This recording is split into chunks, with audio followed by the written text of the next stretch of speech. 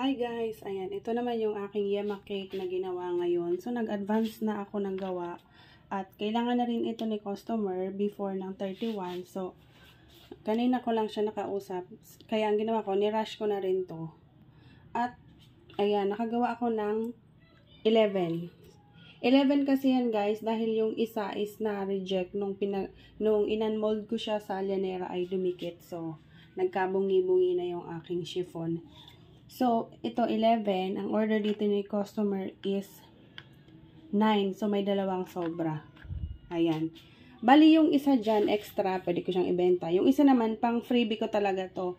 Na ipinangako ko sa aking reseller nung nag-uusap kami sa mga pa-order ko sa kanya. So, yun nga guys.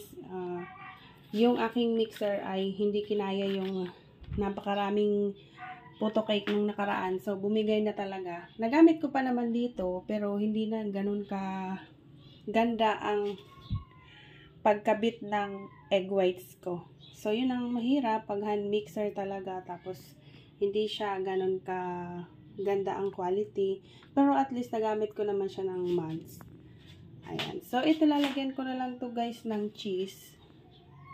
Tapos, i-cover ko na. Ayun guys yung isa ko. Yan. Pang freebie, yung isa. Yan. So, yung isa dito is pambenta ko pa. Itong isa pang free taste ko lang yan. Actually, masarap talaga yan.